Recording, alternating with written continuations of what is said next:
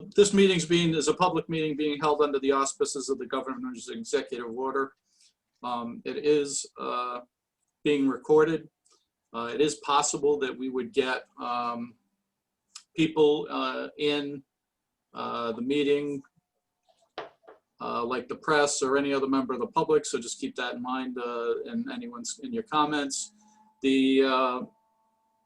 Currently, I am sharing the screen of Bob's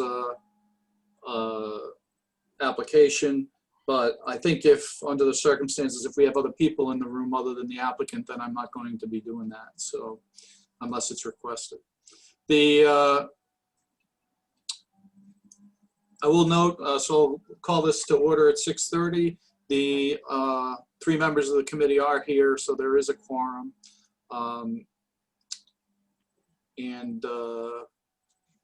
I guess we'll go in the first order of business is Mr. Phoenix. So, how often do you meet probably? So when was the last time you met? The last time was about 2 years ago. Okay. As I said, it's not one of the higher impactive meetings of the city, but as I said, again, it is a necessary position to have for people to, to air their grievance against the decisions of the building official. Okay, we have 2 more people. Do you want me to repeat that? No, that's all right. Okay. They're okay. Okay. Has anyone got any questions for him? Other than what Stacy? Well, no, I asked my question earlier about, how often they're meeting, and yeah, that's why I wanted to bring it up. But once with the meeting, and how long Bob had been on before, because I think I remember appointing him, I think originally, to the Building Code Board of Appeals. Yeah, That's right. That was you and Joe DeLucia. Yeah. Who I see is also on the screen too. Hi, Joe. okay. Anything else then? I guess we're good. We're good with Bob then, if there's nobody else that has questions. Well, I'd just like to add, for those who don't know, my career stems from quality assurance all the way through to building code compliance and building code administration. For the last 15 years of my career, I was involved with building code administration in Florida. After I retired, I moved to Connecticut, but I still stay current with the trends that are occurring in that industry. So you do have somebody before you who has over 15 years of building code administration experience.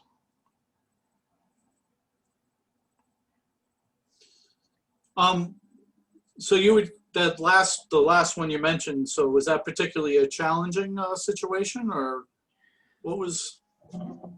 As far as the position of a building official, and I feel for any building official who takes the job, the biggest challenge is politics. I'll say that right up front. There is no, I feel that there really is no room in public safety for politics. However, that being said, the position does get very political because you are the go-between between public safety and the desire of municipal management to appease the public. Thankfully, the building code is a performance code, so standards need to be met, which takes a lot of wind out of people's sails, which, of course, feels like a stick in the eye to a lot of people, but it's what you have to back yourself up with. So yeah, there was quite a bit of challenge to the job.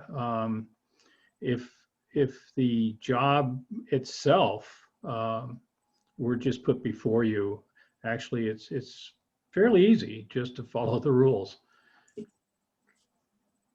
Okay. I'm good. Anyone else? All right, Bob. I think we're all set.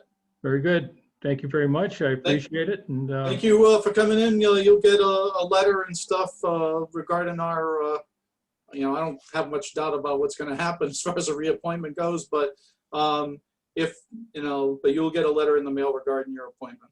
very good. Thank you very much.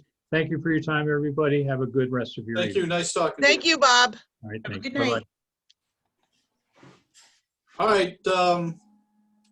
Is Mr. Punch next on the agenda? Yes. Okay, we might as well roll right in. You can unmute yourself, folks. We don't have that many people in here. Might just be easier. Can you hear me? Yep, I can hear you. Okay, bear with me. This is my very first Zoom meeting, so I'm an amateur at this. So don't worry, I freaking screw these things up all the time, it seems. I don't know. So Joe had to wake me up there to check because I was sharing the document, Bob's thing. I put it up, and when you do that, it minimizes everything else. And I didn't see the waiting room. So, I see. all right, but Joe took care of it. So fortunately, I have my phone sitting in front of me. All right, Bob, you are applying for the Personnel and Pension Board. Why would you want to do such a thing? Well, I did apply a couple years ago, and I believe that is when Mr. Dembski was appointed. My feeling is I was a city employee for over 34 years. I worked for Norwich Public Utilities. I started as a lineman, and when I left, I was the general foreman of the electric division for, I think, the last 14 years. I've lived in Norwich almost all my life. My wife and I own a business, Laurie's Deli, up on Town Street. I wanted to ask you about that. Yep. My wife and I, we own Pasta Fresca in Mystic, which is an Italian deli. So Yeah. I'm just saying, don't worry, go ahead. So, I have a vested interest in Norwich, and now I have more time to do these type of things. My children are grown up now.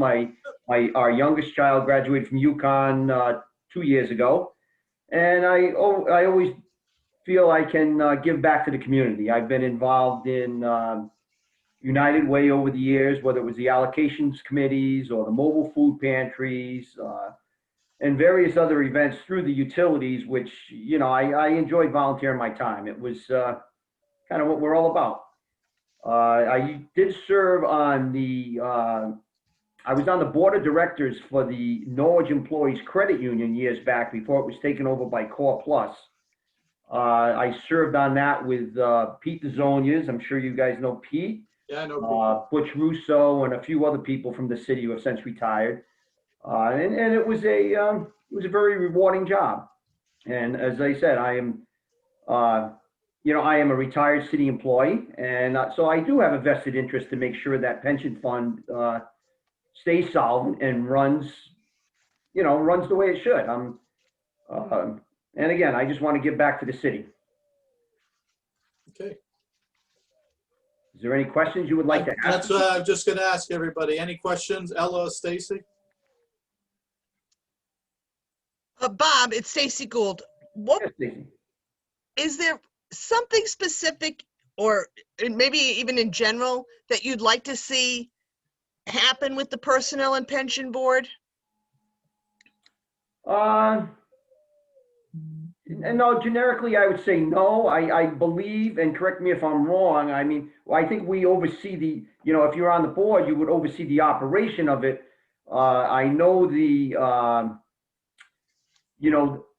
pension board negotiates with the unions every 10 years, I believe it is, as far as new agreements. And then we would just, being on the pension board, we would just have to live with the decisions that are made there. If that answers your question. Well, I've heard some retirees complain in the past about, that they don't feel they're getting enough out of the Personnel and Pension Board. No, that's not my desire at all. That is not my desire at all. I knew when I retired, what I retired was the fixed amount that I retired, and I worked 34 years at utilities, and I retired with a nice pension, and I have no qualms. If anything, I would just like to see to make sure that pension fund stays solvent for future generations. The question of COLAs and stuff, I think that's what Stacy's alluding to, if I'm not mistaken. The question of COLAs does come up from time to time. But people have been retired for a long time. How would you feel about something like that? Say it's been at least 10 years before the Personnel and Pension Board, I think, is considered a COLA for retired city employees. What do you think about something like that? Well, I think if something like that came up, if I was on the board at that time, I think probably the most prudent thing for me to do would be to just stay not vote at all and let the other voting members who are not retirees vote. There you go. And excuse myself from that. I'm not looking for any personal gain per se with this. No, I wasn't suggesting Oh, that. I know, Stacey. I'm not saying that. I'm just saying I probably would abstain and let the other voting members vote.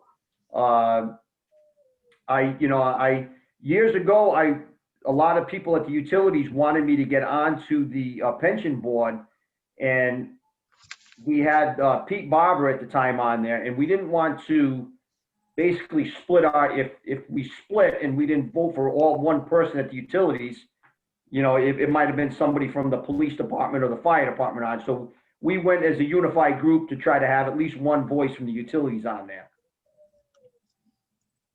Okay. Yeah.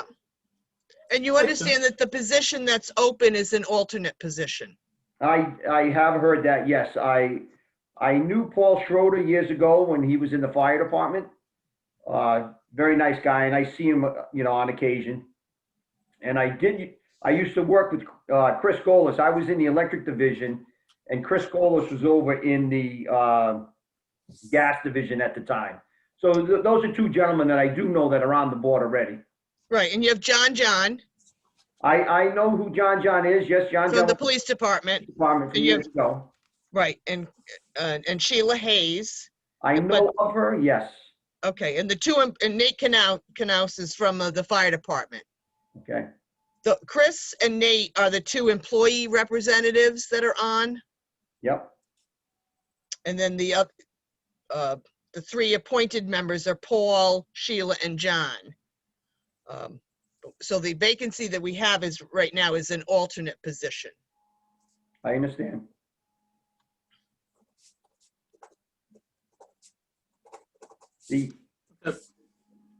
If I may add just one thing, one thing I did express, years ago when I did retire,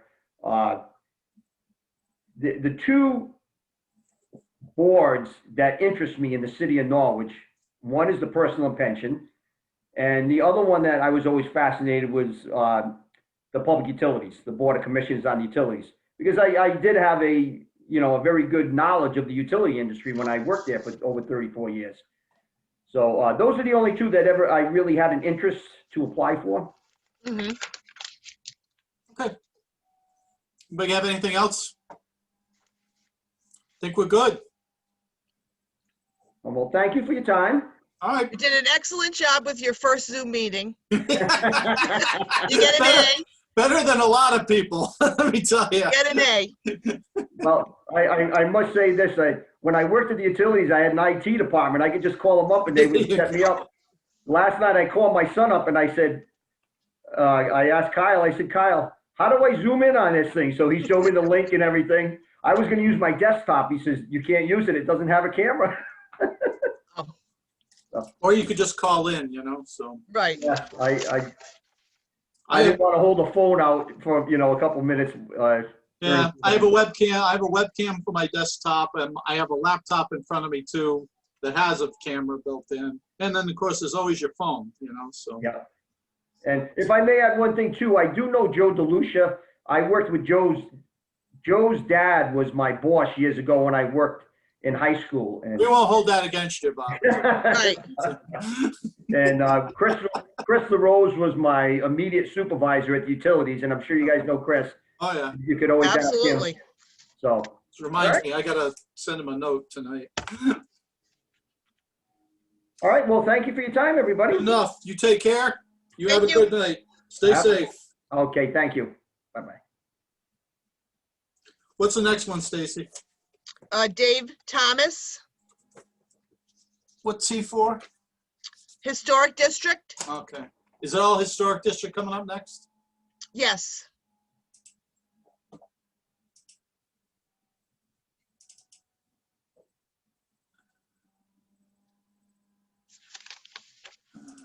So all we got is him and Johnson, right? And Regan. Oh, Regan, that's right, that's right. All right, not here yet, not due for 5 minutes. Hang on, I gotta run downstairs and get that agenda. I'll be right back.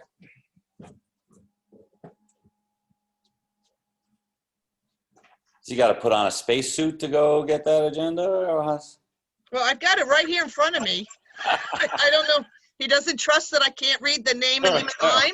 You're right. Wow. That's sad. Type A personality. That's how we are.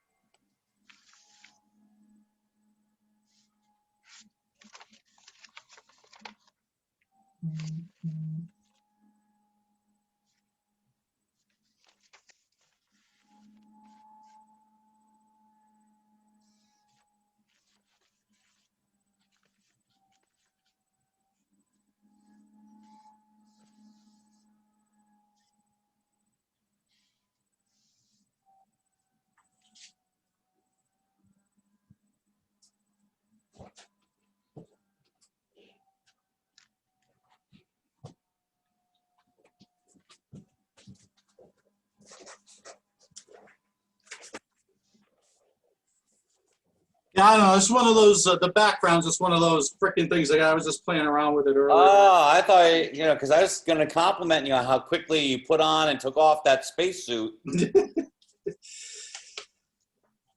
That's one of the default one. I'm gonna set up a different one maybe or something, I don't know. But, okay.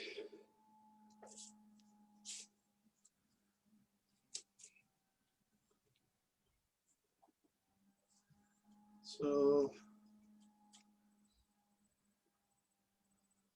Dave Thomas, Parsons School of Design.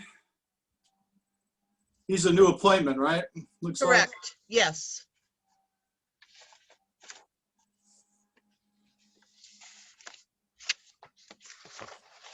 He's in real estate. Is he? Yes. No, but it looks like at least he's got some kind of yeah, realtor, okay. At least he's got some background. Les King, he's here. Well, Les isn't up for a while. Yeah, that's It's all not right. up until 8:20. He can still hang out. No, I'm not, I'm just saying. Yeah.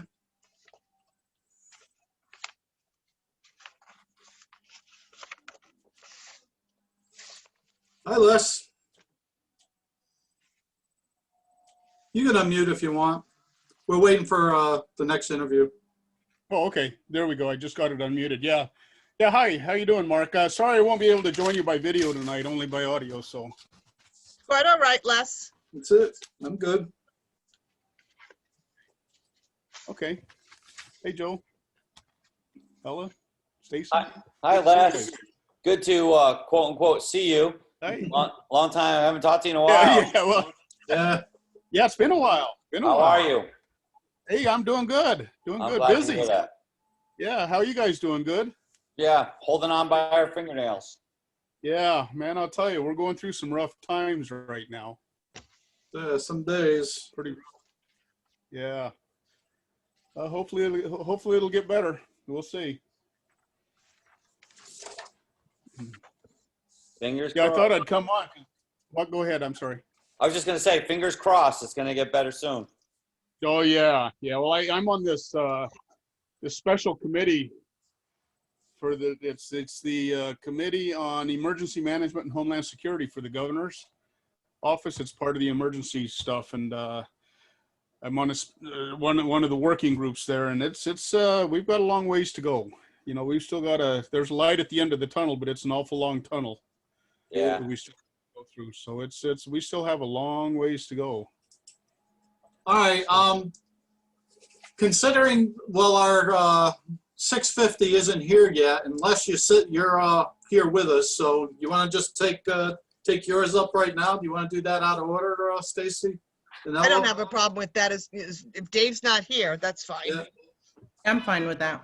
All right, Okay, yeah, we can go ahead and do that, and then I'll sit in through the other ones too. sure, by all means. No, public meeting. It's a public meeting. Yeah, okay. We know where you live if you decide to Zoom bomb us or something, you know. Oh, I'll tell you, the first Zoom meeting we had with the advisory committee, we did get Zoom bombed. really?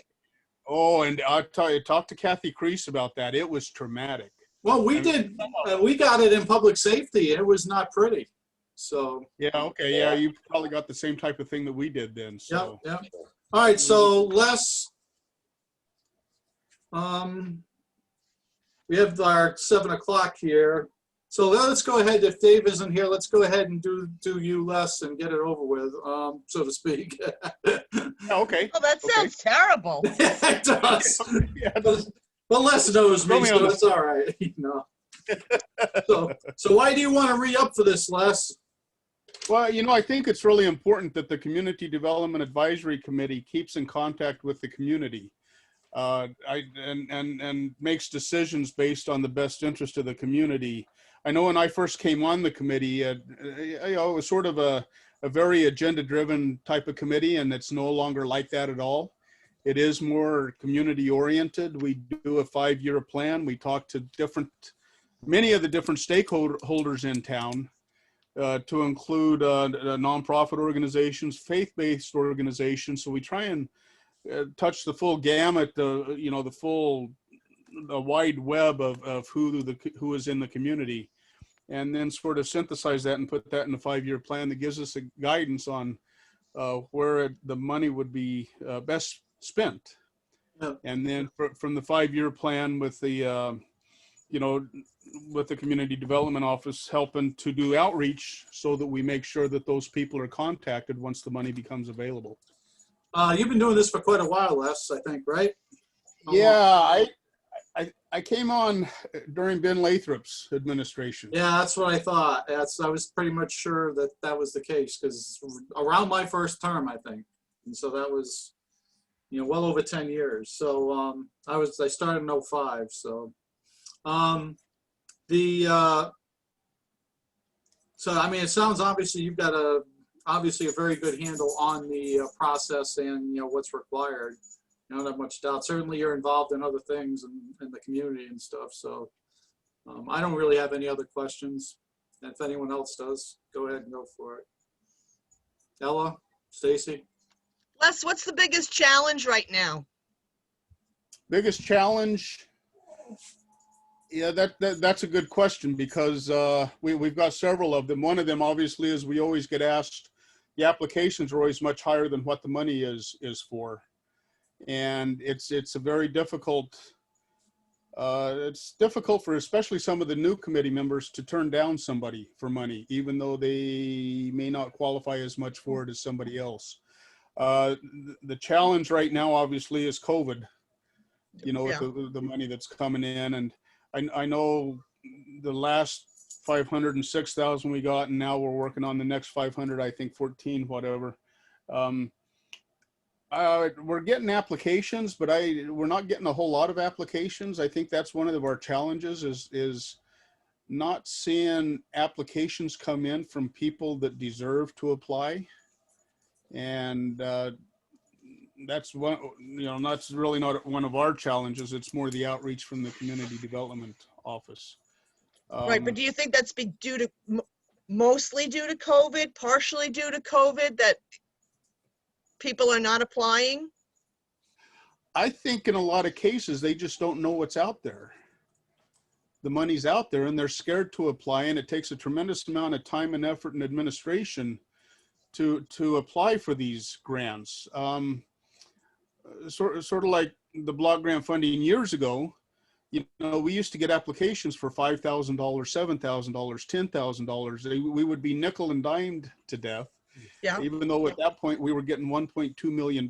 So what happens there, the 1.2 million, 20% of that goes to the community development office. And then we would, trying to cover all of the applications, we would, they would all take 20% out of it too for their administration. So the end user was not getting that much money.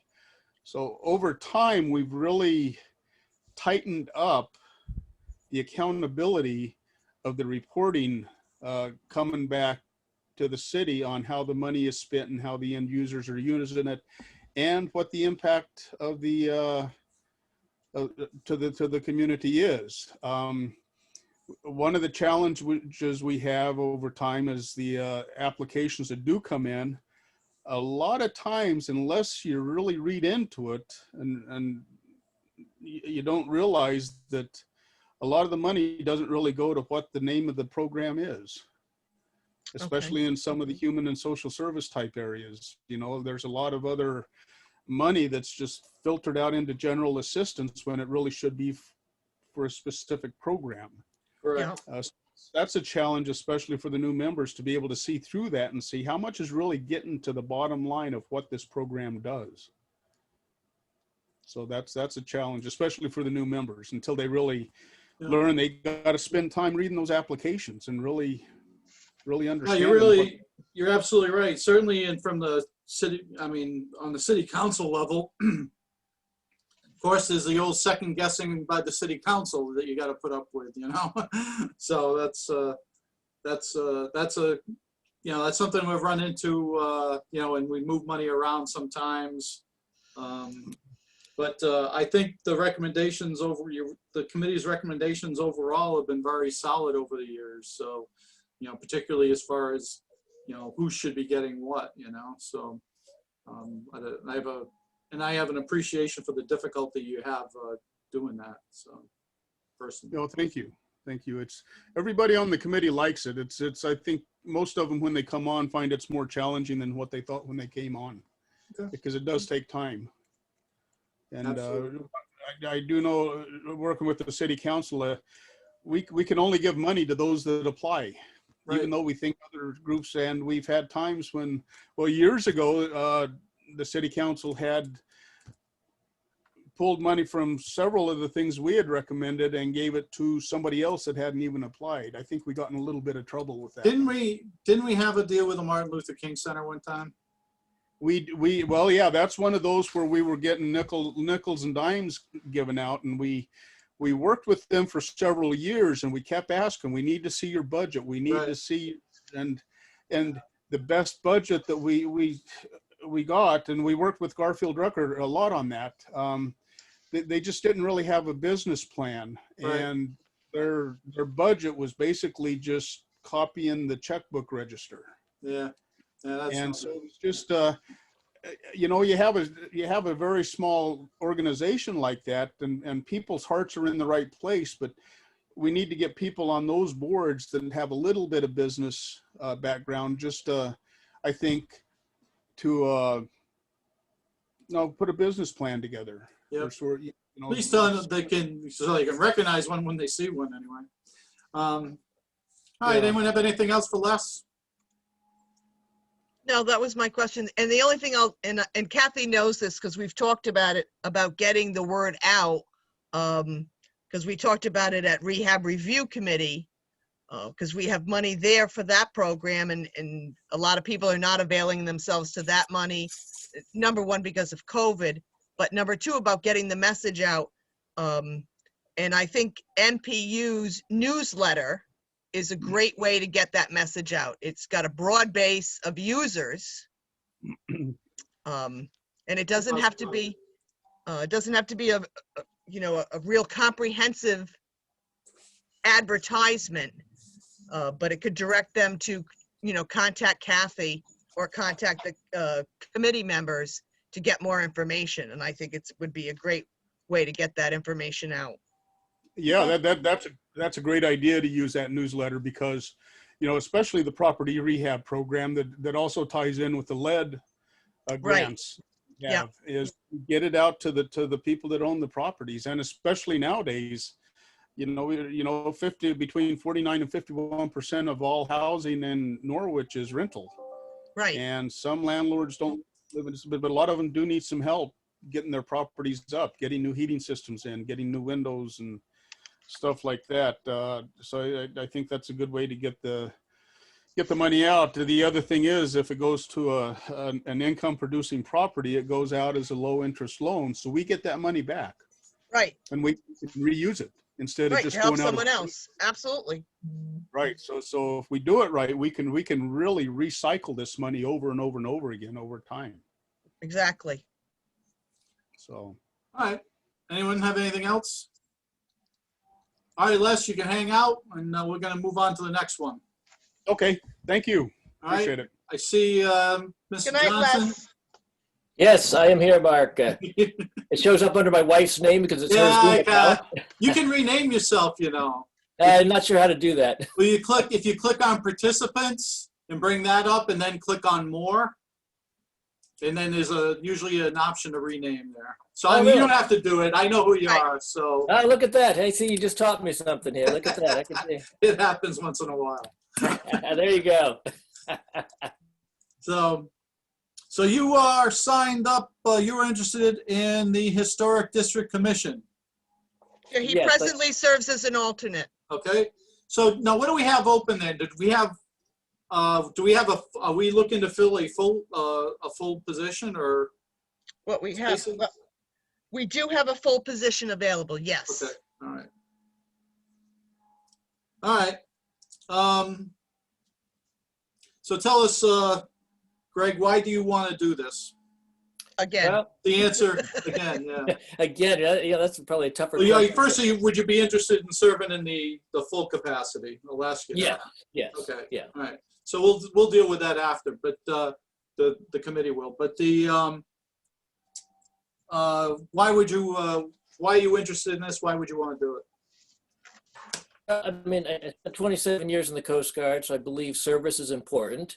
And, I feel like citizens need to give back to the community when they can. And this is an area where, the previous head of the committee asked me if I was willing to serve. So I signed up, and I do live in the historic district. So I do have a vested interest in the area. I've lived in the historic district for 28 years now. So I do know what some of the challenges are, and I do think it's important for the city to keep that historic districts. And if committee on top of things, it would be easy for that to get lost. Obviously, you get in that neighborhood and it's whole different, place a whole different look really, than a lot of parts of town, so I think it's important to keep that. So, and that's basically, I think, the task of the Historic Commission. So Yeah. Historic District Commission. Anybody have any other questions? what's the biggest challenge you're facing right now, the Historic District Commission is facing right now? Well, probably the biggest challenge we have with applicants is that a lot of times people don't get informed that they're even in the historic district. So I think that maybe the realtors don't do a great job of informing people when they're buying a house that, hey, this is a historic district and these are the rules that you'll need to follow. So we've had several cases this year where people will have started work and without even going through the application process, which should be caught by the building department because they shouldn't be able to get the building permit without going through the HDC first. But sometimes, and so then we're trying to talk about things that have actually already happened. So that's one of the things we recommend on the committee is to try and get better information out to people just so that they know. I mean, I think that, there's some people that have come in, it's not like they're willfully just not caring. They just don't know. Yeah. How many houses are in the historic district? Do you know? Well, there's the two districts that the HDC covers. There's additional districts right, that aren't covered by the HDC. Which, Yeah, you've got the Norristown, you've got the what is it called? The Bean, Little not Plains the or Bean whatever. Hill. Yeah, it's over on by Broadway and stuff. Yeah. But there's other historic districts. There's other historic areas that aren't covered by the HDC, which I don't totally understand. That discounts. There's probably a couple hundred houses total. Okay. Do you have anything else? No, thank you for your willingness to serve again. Yeah, no, appreciate it. That's good. Okay. Yeah, thank you for your time and doing all this. I know it's tough during COVID here. So it's an interesting time for sure. I guess, isn't that a Oh, yeah. curse? You live in interesting time. Yeah, was it Irish curse or something? Though I have to say that actually for the meetings, I've kind of enjoyed being able to do it via Zoom, because then I haven't had to try and get downtown and up to the third floor of City Hall for the meetings. Yeah. Well, we're in the same That's boat been here benefit, today actually. anyway. I mean, although the city council does meet as a group, but there's nobody else except staff is allowed in the room, so. So it's a little weird. Yeah, a little quieter. I've been to some city meetings prior to COVID. A little different without having an audience there. Yep. All right. Unless anyone else has anything else, hi Regan. Unless anyone has anything else, we'll let Greg go. Greg, you can either stick around and hang out, or you can sign off. You can leave the meeting, whatever you want, whatever your little heart desires. Okay, right? thank you. I think I'm going to sign off and go have dinner. Good enough. You take care. Stay Thank safe. you. Okay, stay healthy, everyone. You too. Next one up is somebody named Regan Miner. I don't know. Never heard of Hi. her. You can unmute yourself there. Sounds good. Hi, everybody. Good to see you guys. Hi, Regan. How are you? Good, thanks. Nice to see everybody. So, are you the chair? I am currently, the acting chair. Well, actually, no, back in December, I am the non-acting chair any longer, but the actual chair of the Historic District Commission. Okay. So why would you want to re-up then? That's my standard question I ask to everyone.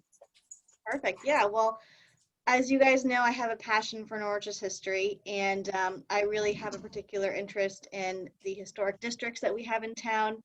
My goal is to just ensure their integrity down the road. We're stewards of the commission, and just making sure that any future changes done to homes here in the two local districts are done in accordance with the Secretary of Interior standards. And I'm excited to help continue that mission. And I'm also excited to continue the fact that this past year we were awarded a grant from the State Historic Preservation Office to update our design guidelines. They had not been updated since the commission was founded in the late 1960s.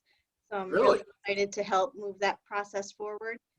We plan to do some public input in the summer once we have a consultant on board ready to kind of present something for the public to view. And I'm really excited about that process. I think it's going to really help people who apply for COAs in the future, and also just help the building department and other city departments really understand the mission that the commission upholds, and really understand the process moving forward.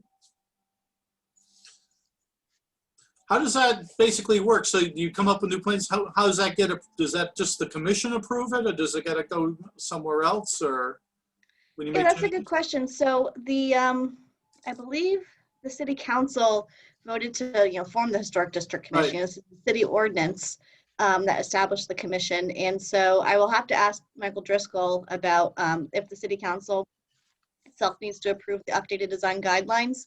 In the past, just other things that needed to be updated with the commission bylaws had just been brought before the commission. We voted on it, in a regular meeting. But I'll follow up with Michael Driscoll to see what he thinks is the best. I was just curious about process, that's all. Yeah, no, I'll check with Mike. He's usually my go-to. Mine too. Let's see. Anyone have anything else? So I don't know if you heard everything that Greg had to say about, when I asked what the biggest challenge was. He said that a lot of people, or people who, there are some people who move into the historic district, don't know that they're in the historic district, Mhm. start doing X project, and Yeah. then they get the knock on the door, so to speak. Yeah. Or the letter that says, hold on 1 second, please. How do you get that information out to get the brokers to let these people know, listen, you understand you're moving into an historic district, so if you want to put vinyl siding on the house, you might have a problem. Yeah, that's a great question, Stacy. And Greg really hit the head on the nail on that one. What I've been trying to do is be very conscious of homes that are for sale in the 2 local historic districts. And what I try to do is, depending on which real estate firm or broker the home is listed with, I try to contact them in advance and say, hey, FYI, the house that you're selling is in the local historic district, and these are some of the things you need to be aware of when people are coming to either view the house with the potential of buying the property. So I try to give the realtors upfront advance warning of these are the regulations that people would need to follow. In addition, when the home ultimately sells, and normally I kind of monitor vision appraisal to see when the property transfers over to a new name, I send a welcome letter to the new homeowner saying, hi, welcome, like we're so excited to have you in the district. You know, by the way, these are the rules and regulations, and, you know, hopefully that they're on board with that, and knew going into it that this was going to be the case, that they have to follow these different rules and restrictions. And what do you think is the biggest violation that you find that people, what's the offense that people commit most often? Maybe not on purpose, but. Yeah, I think I'll be honest, during COVID, it was very tricky because a lot of people assumed that City Hall was closed and therefore the commission was not operating and nothing was going on. So we had a couple cases where people were replacing roofs, putting up new fences, doing window projects without even approval from the building department. The excuse that I got from the homeowner was, oh, well, we just thought everything was closed.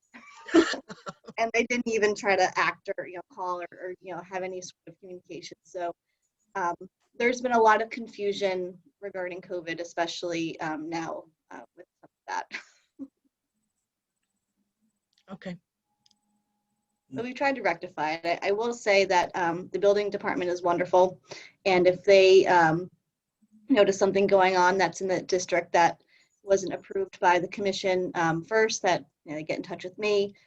We have a consultation and reach out to the homeowner. And my goal is to always come across, you know, I want to be the nice guy. You know, I don't want to have a confrontation with the homeowner. My goal is to just have a dialogue and say, hey, you know, this is what we have, these are the rules. But, you know, we want to help you follow them. And there's some other programs that homeowners can take advantage of, like tax credit programs, that I always try to plug and push so that we're saying, hey, you know, you got to follow the rules, but hey, there's maybe some advantage that you can go forward with these tax credits and help you in the long run. So I try to play nice guy.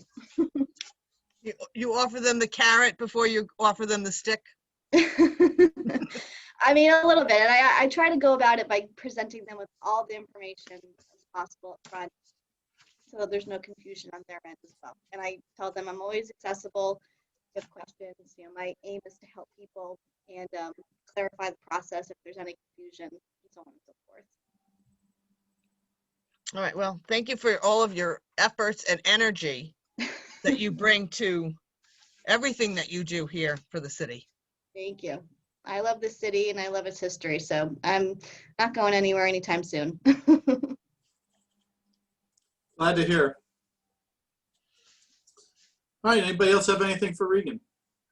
I have a quick question. For some of these, the houses that are designated, you know, in the historic district, do any of the houses or buildings themselves actually have any, you know, plaques or anything on them that says, you know, designated historic home, you know, circa whatever the date it was built or something like that, that kind of draws attention to the fact that it is a historic property? Yeah, that's a great question, Ella. There are a couple homes that have received preservation awards in the past from the Historic District Commission. This was maybe early 2000s. And so there is like a little plaque on their exterior of the home that says, Preservation Award 2002, 2003, whatever year it was.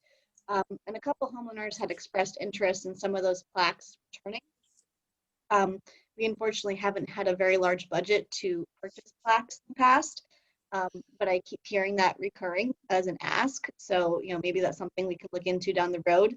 But you're right, that's a great way for people to be like, oh, well, there's something on the front of the home. That's probably an indication of this home is very unique and special and may have different rules and regulations associated with it. Regan, any idea how much money you'd need? Well, honestly, Mark, it depends on how many plaques you want to, purchase. What the commission had done in the past was they were doing a program where they would award these preservation awards to Right. homes who had, I'm not sure how they graded the home. This was before my time on the commission, but they had a certain, grade level of, was the home, adhering to the Secretary of Interior standards. They had a whole list. We would do award ceremonies at at city council meetings. Correct, exactly. And I think that would be nice to bring back, frankly.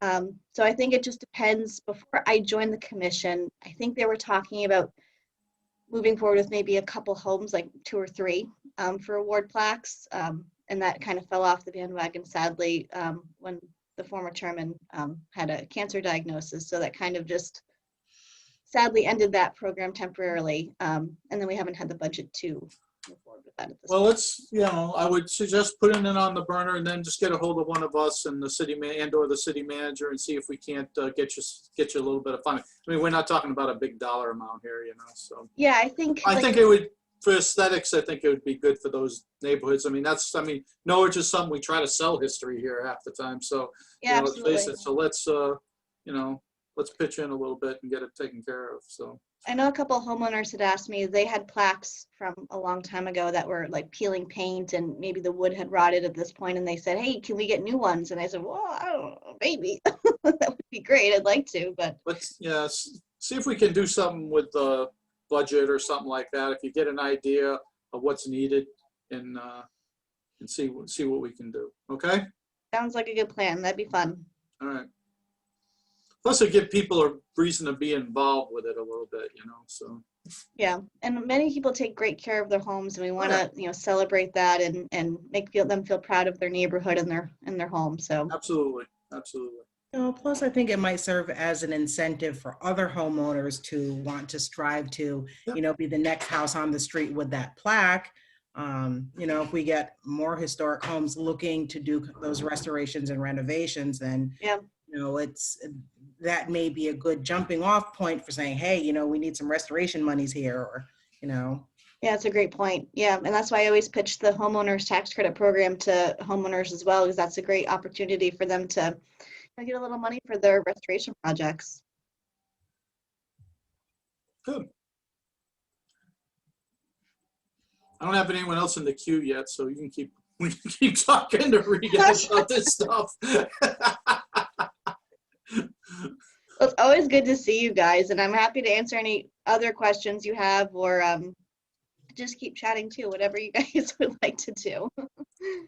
Well, we're just waiting. We're waiting for our next appointment to show. I think we're. Let's see. No, it should be. They should be showing up right now. Sounds good. I popped on a minute or 2 early just to make sure Zoom was working. So.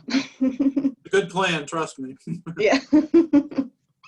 So I tried to do. I had meetings. I had a 6 o'clock meeting, and I said a Zoom meeting also, and I said, well, we got 30 minutes, win, lose, or draw here to get this thing, get what we're doing done. Fortunately, it only took 23. So there you go. You could quickly run to the next meeting. Good, there you go. Since I was the host of both. Yeah. All right. Well, hopefully, Regan, you'll get some money because the Vincent family did ask for donations to go to the Norwich Historical Society. So I'm hoping that you'll get some money from that people will be generous. Yes, I was personally extremely touched and emotionally overwhelmed when I saw that in the obituary. I was not expecting that at all. And we have received donations, and the Historical Society is planning on using those donations to go towards a project that Jason was passionate about, a heritage-based project. So That's right. There you go. the board's going to talk about that on Monday. And we're just very touched and feel very humbled that the family wanted to honor us in that way. So we appreciate that. Good. I'm sure you do a nice job with the money. Thank you. Yeah, we've got a couple projects. Jason left me literally, he's so funny, like a 3-page list of heritage-based projects of ideas that he wanted to see happen. So we have plenty of options to choose from. Great. That's great. He sent me this list a long time ago, so I happened to dig it up in an old email. So we have lots of options to choose from. Good. Good. It's a tough loss, obviously, for the community, so. Yeah. Day by day, just hanging in there. Yeah. Amen. Yeah. One day at a time. Absolutely.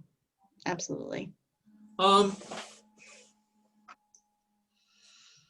Let's try to, if we get, oh, there's the next one. There we go.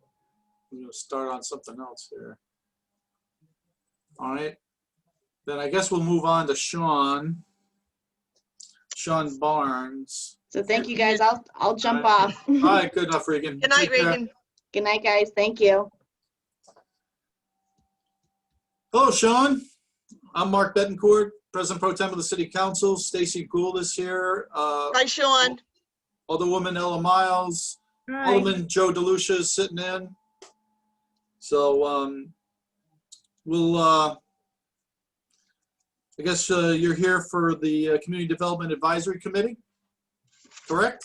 Oh, you can unmute yourself there. You know how to unmute yourself? Is that working? There you go. Lower left-hand corner. There you go. You got it. So, All right, good. So you're here for the Community Development Advisory Committee. Could you kindly tell us why you would like to be involved with that, or why you'd like to? Are you on it now? He is on it now. Okay, he's on it now. So why do you want to remain, involved with it? Since I've been doing it for the past 3 years, I feel like, well, being a resident of Norwich, I just have a love for Norwich, and just want to be a part of the growth of what it has, of the things that's going on in Norwich. And I feel like being on that board has shown me all the potential great things that can come in Norwich. So I'm glad to be a part of that.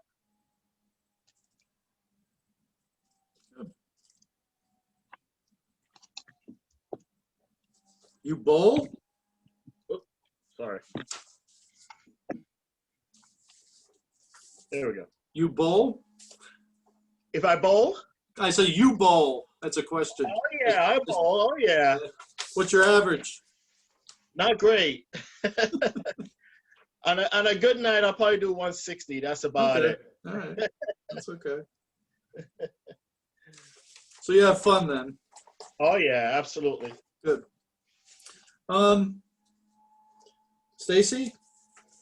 Well, I'll ask you the same question I asked Les. What do you think is the biggest challenge facing the committee right now?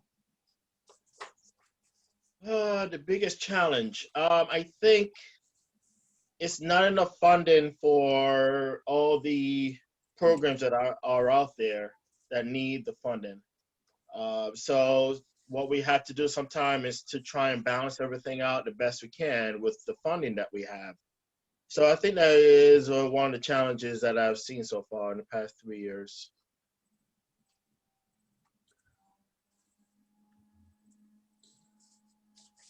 I'll ask something else. In your time on the board, or the committee, have you ever had to make a decision, that you really weren't happy with, but felt you had to do?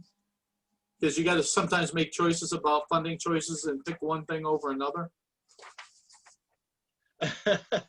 Well, as a committee, as you know, sometimes everybody's not gonna agree. Sometimes there were some that I think deserve more funding than the others, but as a group, they determined that some group is deserve it more than the others. So as a group, it's good to work as a team, to be able to move all these different programs forward. I think what's great about this group is although all these programs are trying to get funding, I think as a group we managed to satisfy a majority of the groups that are looking for funding. So I think it's working out really well. We're not always going to agree on the funding that we're looking at. Who should get the funding, how much, or whatever. But I think overall, as a group, we managed to work things out where we can get the amount of funding available to those programs that are looking for the funding that they need. Did I answer your question? Anyone else? Did I answer your question? Oh, yeah, no, yeah, Oh, that's okay. I don't close know. enough. Yes, I'm sorry. Yes. Okay. Yeah, you danced around it nicely. Okay.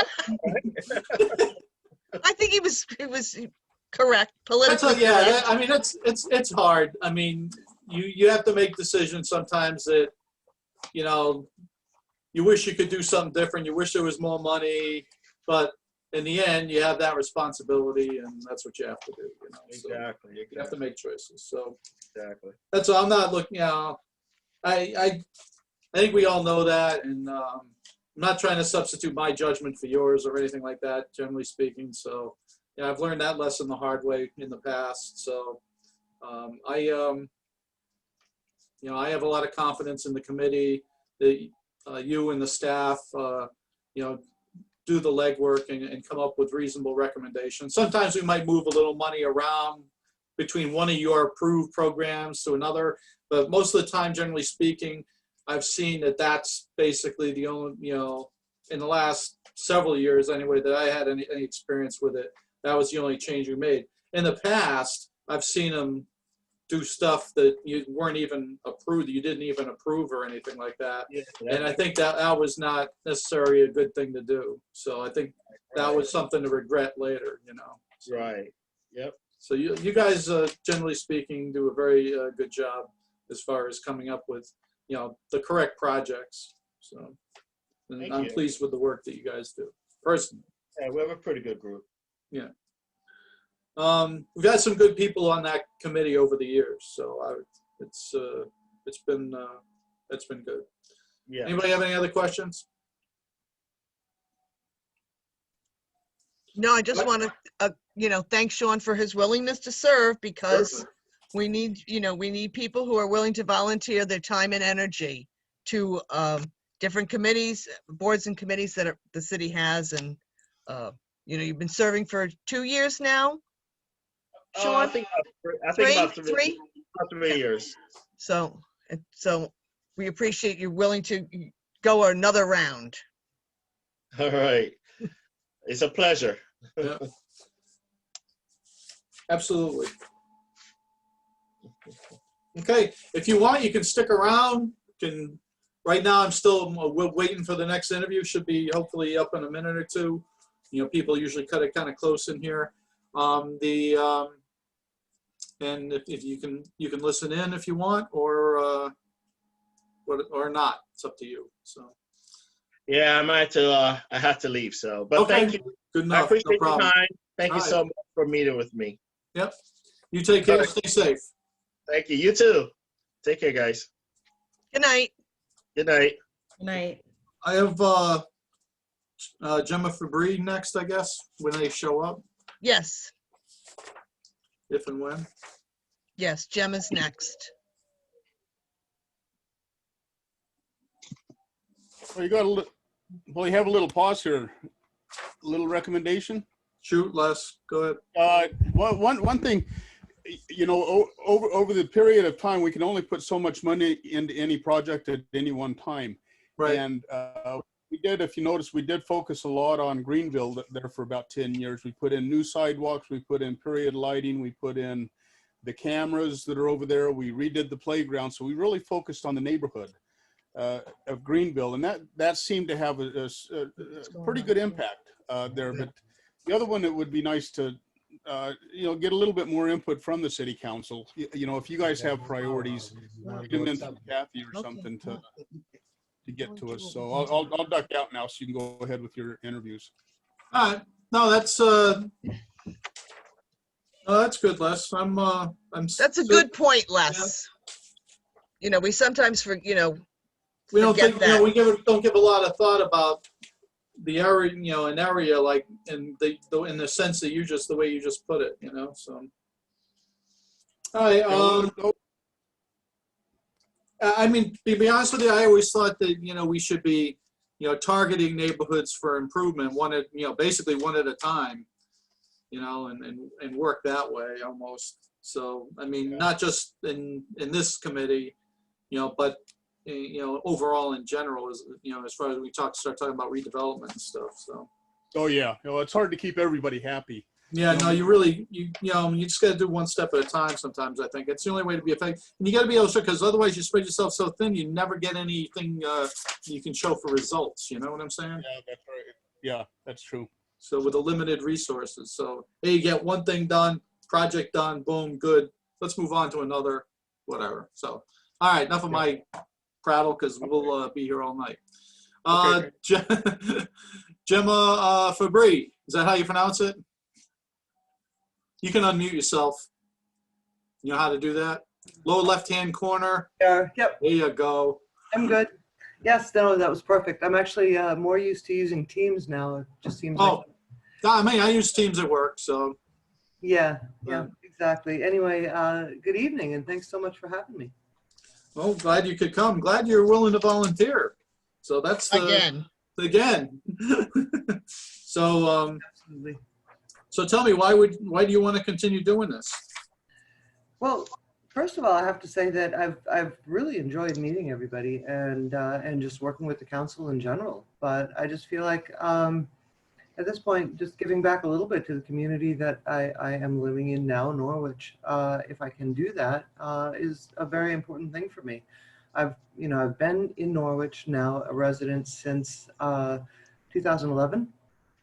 And my son has gone through, he's in college now, but he went to Kelly Middle School, he went to NFA, and for senior year, he was recruited because he was big in hockey. He was recruited to actually play for a private school and got a big scholarship with that. And then he went off and now he's in Quinnipiac. And NFA has just been fabulous with the resources. And there's so many different resources available in Norwich. And I really enjoy, I really appreciate this community. A little bit of my background that I think can be, might be able to assist with some community development block grant funding and whatnot is, well, you all have my resume, yeah? Yes. So I have a background in FEMA. I've worked for FEMA for a number of years there in the public assistance program. I was doing with FEMA a lot of writing of sub-grant applications, conducting damage assessments with federal, state, local officials. Also, a lot of federal rules and regulations, interpretations, determination of eligibility, and also applying those rules with other sources, those public assistance funds with other sources of funding, in particular CDBG funding, because that can be used as a match. Because once it is obviously given to the states, it's washed of its federal identity, and so then it is eligible to be used. And with PA funding, 75%. So this is a way to actually fund projects 100%. And I love to be able to assist, somebody that might not be as versed in it. They might be just a project manager, they might be, just a community official, be able to help them actually realize, this funding for great projects. And then, and I have a background in construction as well too. I have education in, I've got a degree in environmental planning and design, and with that comes things like landscape ecology, sustainable development, GIS, geographic information systems, and lately, and so since 2012 to 2018, I was state hazard mitigation officer for Connecticut, and that was overseeing about, on average, $70 million worth of grants. And that was working again with state, federal, and local partners and all the communities really, but also quite a number for Norwich. And so I got a chance to work with NPU a lot and assisted them with putting in many of their generators, actually. And in fact, the generator was funded by Oh, the generator project with okay. yeah, exactly. So there's a generator project for the EOC, the new EOC there, but then a lot of NPU facilities as well too, just stations around, that was fantastic. And the very first one, so we did, oh Lord, it's been a while, but I have to say probably, 6 or 10, something like that. And the very first generator that we got through was the first one that FEMA actually funded because the rules had changed.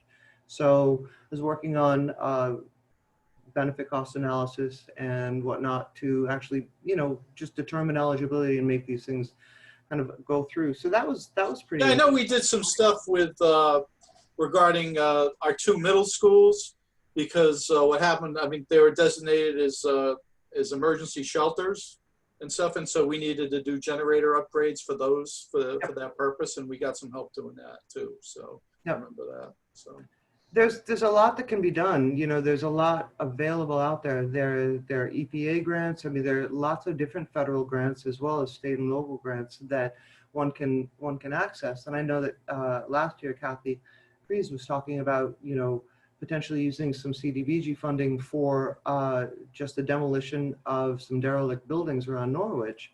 And, I said, I mean, honestly, and I know that there's a lot on her head and everybody in the city of Norwich in terms of just what, their work scope. But I said, I can help you with that. If you actually just figure out which ones are located within a floodplain, there you go. We could probably go ahead and get those funded through PA. Or through the Hazard Mitigation Grant Program, for example, and free up CDBG funding. You could actually use CDBG funding to match those if you wanted, but otherwise you could actually take back that CDBG funding and push it to a lot of other eligible projects that, were on her desk as well too. So just, navigating some of these things and, maybe I can be a help. And right now I've just been working with, it's been pretty rewarding. I've been doing a lot of GIS, a lot of mapping, a lot of dashboards, and I'm working with the governor's office assisting in their now vaccination rollout. But prior to that, it was a lot of testing, and I'm working with the State Emergency Operations Center, although now it's pretty virtual. Wow. So there you have it. Pretty impressive. Well, Very impressive. I work with a lot of great colleagues. I mean, I was just, Les, I love working with you. I think you're great. Just saying. I don't know if you're still on. Yeah, he's listening. Yeah, thank you. Thanks. Thank you. Thanks for the good words. Thanks.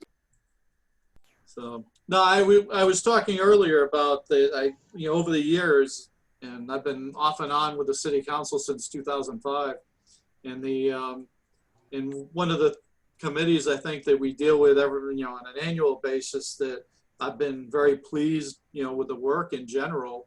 If anything, we screwed up their work on occasion. Was this committee?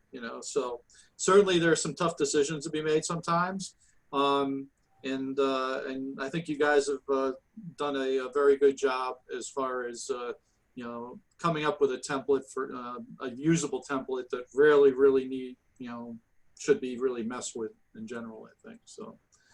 But well, it's been spearheaded by Kathy, and I think she's just been doing a great job. And there's a lot of there've been a lot of people over the years too, and that have worked in that office, and certainly now she's one of them. But it's like I said, I've been very pleased with the work that's come out of the committee itself. So when we get that recommendation and stuff, rarely had any cause to have any concern with it. So, personally.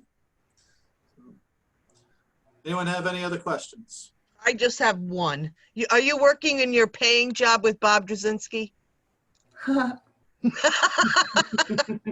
Okay. Is working a euphemism for something, or? I do. No. I know Bob. He's actually a neighbor of mine, not that far away, actually, just kind of like up and around the corner. I live sort of on one side of Kelly Middle School, kind of on Mohegan, and he lives. Right, he lives on the other. Yeah, exactly, Yes. exactly. And I do. I saw him at Stop and Shop the other day. So, You do work with them though? I do work, well, we work within the same division. I work Oh. for a division of emergency management, Homeland Security, but he's kind of like over on this side and doing certain things. So our daily lives don't cross that much. And I'm no longer actually, my physical office is no longer where he is, but we used to be a bit closer physically. Now when I go in, I work out of Brainerd Air Force Base, which is kind of cool. Yeah. You know, Okay. you got the hangar doors open and, the task force, everything, and the bomb squad's there so the dogs run around. Yeah. Wow. All right. Good. Anyone have any other questions? No, just thank you for your willingness to serve again. I think Amen. you're a great pick to be on the Yeah. to Gemma, continue very in the nice. community. Very nice to sort of meet you. Likewise, I'm thrilled. I mean, I love working with you all, and really happy to do whatever I can to help with the city. I think it's a great city. Well, I'm glad to see somebody of your caliber stepping up and helping us out. I appreciate it. Well, thank you so much, Mark. But likewise to all of you, we wouldn't be here, But If you want, you can stick around and watch, or you can sign off. Up to you, whatever your little heart desires. I don't have anyone in the queue right now. I think next up, Bonnie scheduled Sean for 20 minutes, and Gemma was good enough to come in early. So actually, she's up now. So Tucker's not due for another 8-9 minutes. So I don't know if anyone's got. Les, you were starting to opine about something. Why don't you opine some more? You know what the word opine is, right? Yeah, it took me a little bit to get off of mute. Okay, I know. I'm just kidding. Yeah. No, I got to tell you, the committee is a great one to work with, and Gemma brings so much to it. So it's really nice that she is on the committee, because of her background, it really does help. And, we do have conversations. Everybody takes the time to listen to everybody else's opinion. And, we periodically do change each other's mind, I think, in cases. So it's a great, nobody is agenda driven. It's all in the best interest of the community. And I think that's what it's all about. But no, what I was talking about before was just getting a little bit more input on the pleasure of the city council, as far as if you see something you would like to see, or some priorities.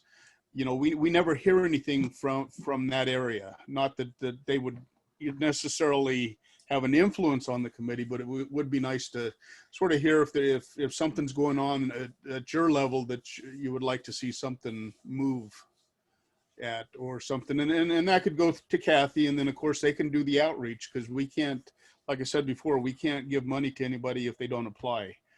And they don't apply unless they get the outreach and know that they're eligible for the money. So it's sort of a stepping stone to get the applications in. And I think we have a lot more people out there that would be able to apply if they knew about it, especially for this COVID money that we've got. Yep. We're getting some applications, not a lot of applications, but they're high money applications. But not from a lot of businesses though. So I'm hoping. Yeah, I know. They've compiled that list of small businesses there. I'm hoping now with the involvement of sector and stuff, we'll be able to do a little bit more as far as reaching out and trying to get some things done. So that way. So. Yeah. With the COVID funding, by the way, I believe that some of the rules are being well, they're opening up a little bit and becoming a little bit less restrictive. So more activities are going to be eligible with the incoming administration. So Well, that would be it's good. been a big news, you know, big change. Because Hopefully. they've been just really tightening down, I know, on the public assistance front and essentially making half of what somebody is doing in terms of for COVID testing or whatnot, or security for testing lines and things like that, just ineligible. And so they're opening that up and they're going to be funding a lot. So I'm looking forward to seeing the changes with regards to what's eligible for CDBG funding and whatnot. Yeah, I mean, regarding that kind of activity, I'm pretty confident the new administration is going to be making some changes. So 100%.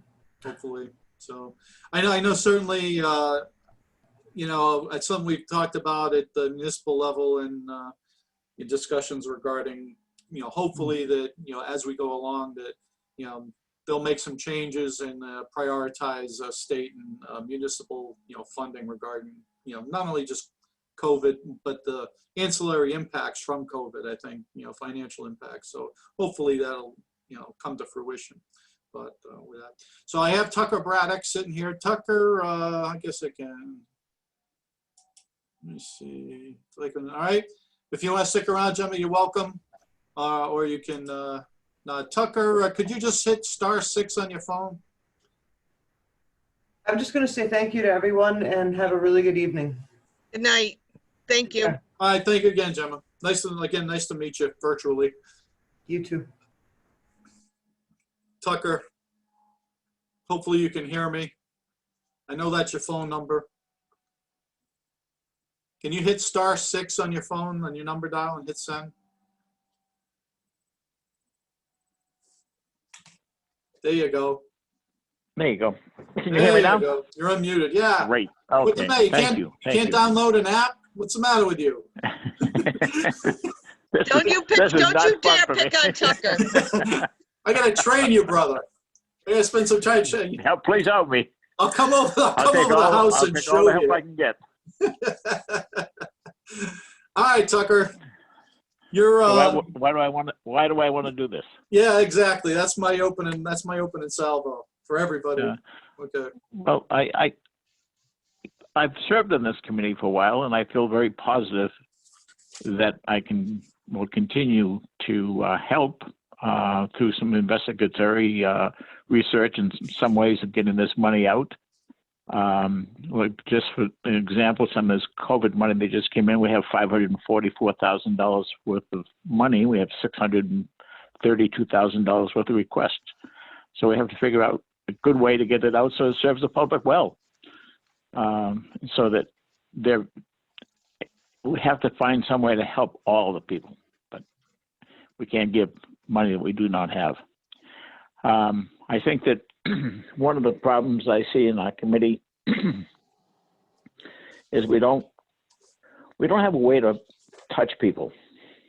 They don't really know that we're there. And one of my suggestions of late was at the committee meeting was to, try to get on the WICH and inform people that there is a sum of money there and we can help them. But they have to know about it, and we have to reach out to the people that need the money and see if we can help them. The schools are not readily available for any information to get out to some of these groups. I think the paper and the WICH is one of the ways of communicating with these people. Let them know that we're here. With I think we've totaled about $830 or $50,000 that's coming in that we should be able to get out so that serving our community better. And I would enjoy doing that. I have enjoyed doing it. Good. Well, I'm glad people obviously. I mean, we got good people on the committee. There's not too much doubt about that. I could see that, and I've been saying a couple times tonight that personally I've been pleased with the product that we've gotten from the committee over the years. So in all the iterations of the committee, because obviously there's been a lot of people on the committee over the years, And, but in general, I've been, pleased with the work, and obviously the staff work from the community development office and stuff like that. So it's, it's certainly a real asset having people like yourself and people we've talked to tonight so far. So. Thanks. I think we have to make sure that we're filling out the application as best we can, getting as much money as we can into the community, and making sure that we, especially, Les was just talking about, you get some big applications, but it maybe there's a need to reach out to the smaller businesses and stuff where they might, they might not have a huge number need, but we might be able to touch and impact more smaller businesses, I think you're right, Mark. So there's a $200,000 sum of money. Yeah, I'm hoping with sector's involvement that we'll be able to do that. I know they've compiled a list of businesses in town, and maybe we can do that.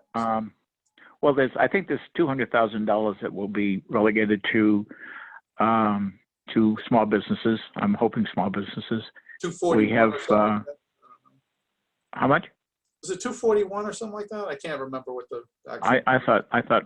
I thought round numbers about $200,000. Yeah, it's over 200. But the point is, we've had it, and we should make the commitment of getting the money out, so that if these businesses are on the edge, they don't have a whole lot of time. They have a real hardship with revenues coming in, and Right. So it's important to address it. And if we do have the 200,000 or 241,000, let's deal with it and get it out. And now, sector being involved in it, they certainly have an accumulation of knowledge and businesses in the greater area, certainly including. You've had some involvement with sector in the past, I know. I was on their board for a number of years through the Greater Norwich Area Chamber of Commerce. Yes. You took me to a meeting. But I'm sorry, what? You took me for a meeting once years ago, I think. I think we went. I could have, yeah. It's a good group. Yeah. And we try to, it's a representation of all the communities. Sector is a representation of all the communities, but this money is very specific for the Norwich area, but we certainly have a lot of businesses in Norwich that could have, lend a helping hand if not just to give it away, but to help them make the next payroll, or make the next hire of a person, or keep them doing what they're supposed to be doing, making sure that they have a good business plan. Business plan, fine, we can give them money, but if they don't have a good business plan, what's the money going to really do for them? Right. Yeah, that's another point Les was making. So we need some help with that. So I think too that sometimes it's where NCDC could have helped before. Right now it's a little difficult, but hopefully we'll get them back up on their feet, and we'll be well, I don't see it really. NCDC, I'm not so sure it should really have gone there to NCDC. No offense to the board members and all that, but they really have got their hands full with some other issues right now. And for them to be for them to be saddled with this kind of responsibility, I don't know. Certainly with the loss of Jason, that wasn't going to happen. So yeah, right. It's a great tragedy to our community as well as the region. Yeah. We were talking about it. I mean, he's touched so many different parts of the community here. So. Yeah, we're trying to put a tribute together from the Harbor Management Commission to show our appreciation of what he's done for the community. But I would very much enjoy serving on the committee and being a part of the committee and a part of that research that goes into how the dollars are spent, so that we're getting as much bang as we can for the buck. I would enjoy that a lot, and it would certainly be an honor for me. Sounds like a plan, Tucker. Okay. Anybody have any other questions for Tucker? Stacy? Just another suggestion, and I mentioned it to Les, and I know Les is still on the call. I think another great outlet to get this information out, especially to small businesses, is again through NPU. All of these small businesses have Absolutely. electric, or they have gas, they have water, they may have sewers, and they put out their newsletter. I'm sure that Chris Riley could give you a column to get the information out. What WICH is a good venue. You know, some small businesses may not have the radio on at the right time to hear your pitch, but everybody gets a utility bill who's in the city of Norwich in one form or another. And I think that is another way to get the information out to your target audience. Stacy, you brought that up at the last meeting, I think, and I think that's a really good idea. You're right. Everyone who has utilities gets a bill at the end of the month, and this is a great way to broadcast that information out there for next to nothing, actually. Yeah. Problem right now is they have a totally agree with 60 you. they have a But 60 we to have- 90-day lead time on that bulletin. So that But we haven't done anything yet with it, though. no, we have not- we can definitely do so in the future, but I don't know if it's going to help us right this second. So Well, even if they put a blurb on the bill, because they can add a message on the bill. You know, community development block grant money available to small businesses. Call Kathy Crease and give the number. Yeah, absolutely. It was a good idea when you brought it up before, Stacy. And I'm not sure. I don't know why it wasn't acted upon, but it was. I think it's far less costly to do it that way than it would be to try to take an employee down to WICH and have them interviewed there for a period of time. So I think they're both pretty good ideas.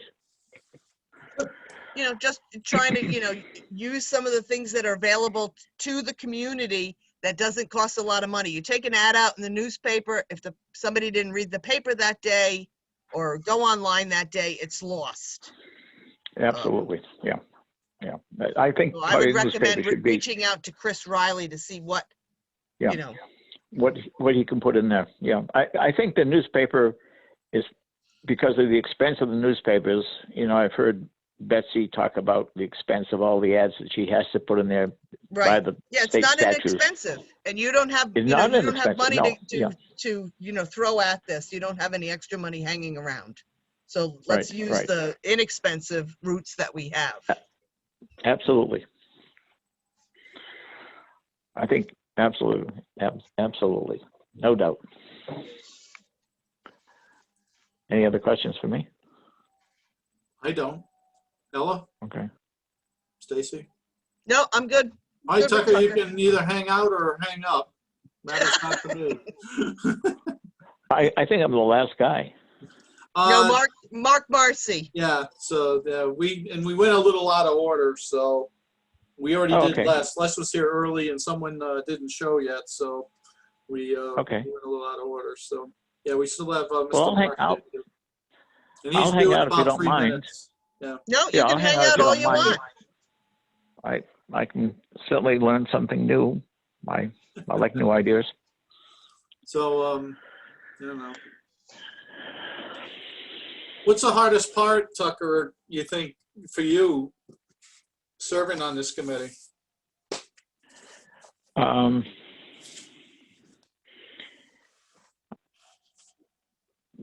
Well, I guess right now it's difficult. Person-to-person contact is really a fun thing for me. Zoom meetings and phone meetings is not so much fun for me. They're just not exciting. They're just not exciting. I agree, Tucker. I agree. No, right now, that seems to be the hardest part for me. And with all the committees I serve on, it's so flat. It's just a flat. You can't unless there's a really good facilitator, you can't really get something out of people who are not engaged in that part of the conversation. And a lot of it is just flat. It's hard. So it's hard enough. It's hard enough with a committee, when you're in person, and then now you're looking at, 10 or 15 people on a screen sometimes, and you're trying to figure out what's what, it says, okay, who's, You know, where are these people coming from, you know, or trying to get people in a direction, you know. Ben used to say all the time, Ben Lathrop used to say all the time, it was like herding cats, you know, so, and I've heard the Yeah. expression a lot since then, but, and you can. I don't have any cats. Yeah, and the committee can be like that sometimes, so. It can be. It can be. Especially when you're in this kind of format, you know, so. Yeah, this is a tough format, and hopefully, You have to read body language on a two-dimensional screen, you know. yeah, body language is right. It's not there. Yeah. Well, and I think But hopefully- sometimes it's hard to keep people engaged. Yeah, I mean, basically. Yeah, that's what it boils down to. it is very hard. It's very difficult.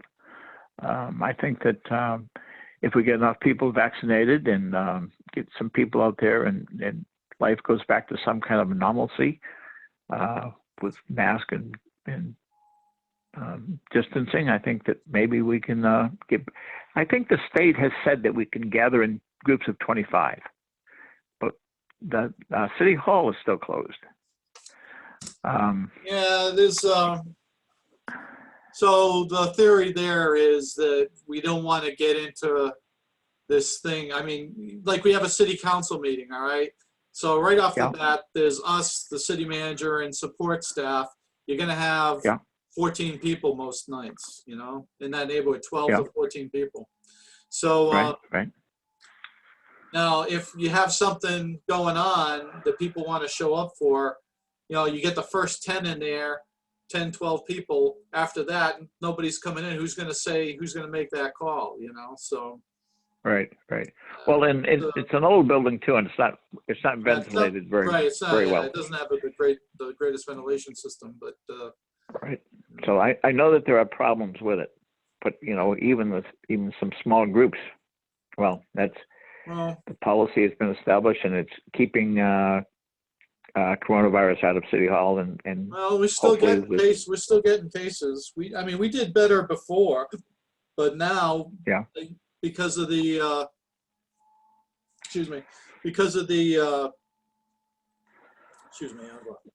bubble, the increase in the infection rate, right? You know, it's been a problem. All right, we've got Mr. Marcy coming in. Hi, Tucker. Okay. You can okay. We're gonna go on to the next guy. Thank you very much. We'll talk to you. All right. Thank you. Good night. Good night, Tucker. Yeah. Be safe, all. Okay. Yep. You too. Yeah. Bye-bye. Mr. Marcy, you can unmute your mic. If you know how to do that, there you go. Good evening. Hi, how are you? Good evening. I'm Mark Betancourt. I'm President Pro Tem of the City Council. Alderwoman Stacy Gould, Alderwoman Ella Miles, and Alderman Joe DeLucia are here. Stacy and myself, Stacy, Ella, and myself. Hello, folks. So you are here for the Community Development Advisory Committee. Who are? Is that your? We're getting feedback. I don't think it's me. I'll mute if you'd like me to. No. Hang on, let's see what's going on. All right. All right, now unmute. We'll test it now. Yep, there we go. Yeah, we're getting a little feedback. All right, that's all right. We'll deal. So tell me, why do you want to? I guess you're on the committee, right? Yes. I've been on it for 2 years. 2 years. 2 years. Why do you want to continue doing so? Well, it's a way of giving back to my community. Short and sweet. What's been the most difficult thing for you to deal with on your service on the service on? It really hasn't been a difficult committee. You know, we Lex has got a great system of. He's very knowledgeable. He and Kathy are.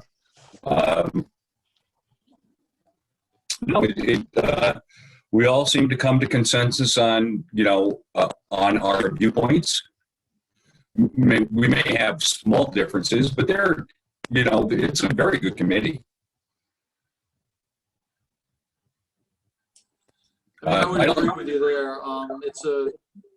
I've been telling people that it's been a committee I've been over the years, am I dealing with it? I've been very happy with the work product that's come out of that committee in all its iterations.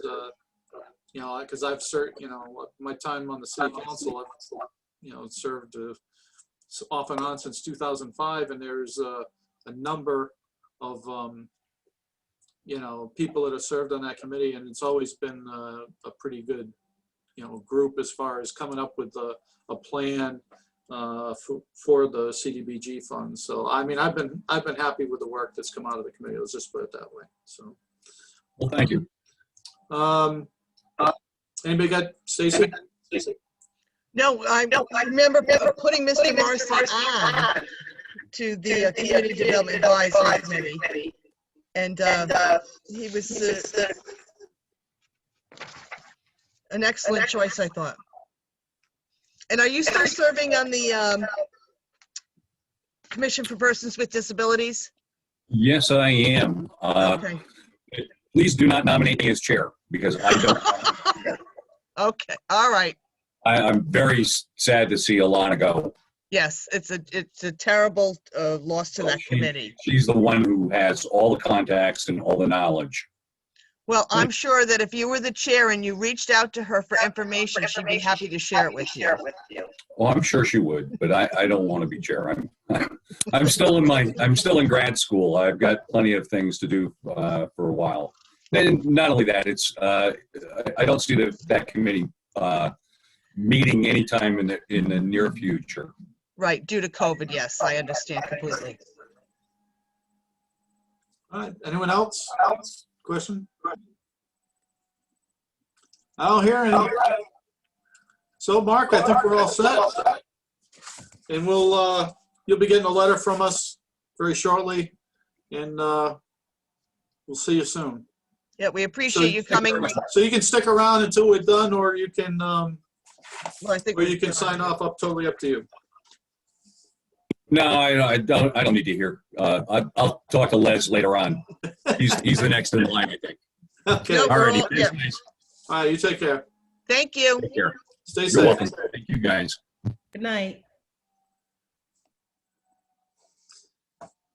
I think his speaker was up too loud, and he was getting feedback, or is too close to his mic or something.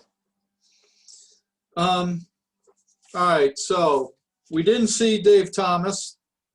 No, he's the only one that wasn't here tonight. Yep. Other than that, so let's go right down through. So Bob Phoenix. One second.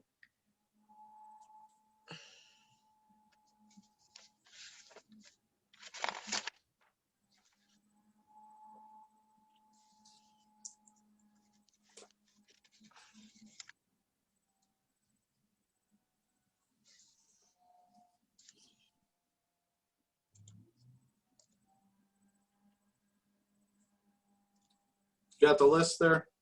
Yes. All right, so Bob Phoenix, Building Code Board of Appeals. Now so is he an alternate on that? No.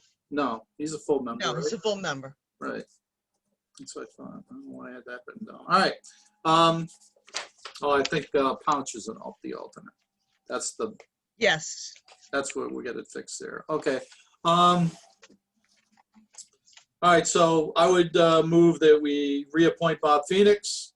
Well, we're going to make a recommendation to the council. Right, we're gonna, make a recommendation to the council that we reappoint Bob Phoenix.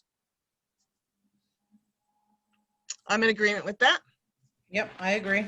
Unanimous. Personnel and pension.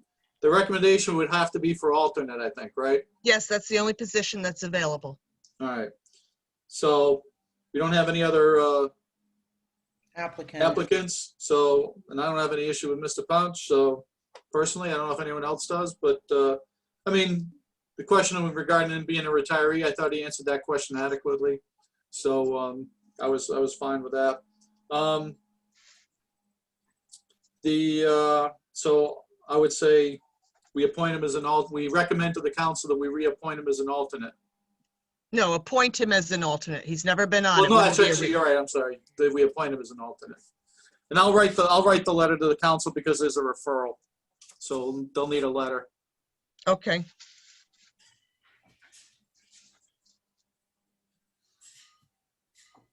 So they'll need to be, the original resolution will need to be amended, I think, because I don't think it says alternate, I don't think, does it? Joe, your resolution, it didn't say alternate, did it?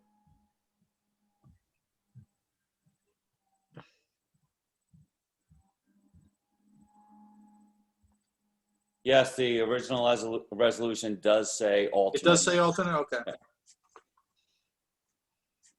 All right, so I'll do the referral letter for the city clerk. I'll take care of that. Any objections, Ella? No, I'm fine with that. Okay. Greg Johnson, Reagan Minor, they're both appointments for the Historic District Commission. Unless there's objections, I think, we move forward with those, with a recommendation. Right, so I would like to, because Greg Johnson right now is an alternate member, Right. so I would like to make him a regular member. Right, exactly, there you go. All right, I noticed, I saw that, yep. I have a note on there, yeah, was alternate. All right, so we make Greg a regular member, and then Reagan gets reappointed. She would be a reappointment, yes. Right. I'd say we take no action on Mr. Thomas since we haven't seen him. No, you're right.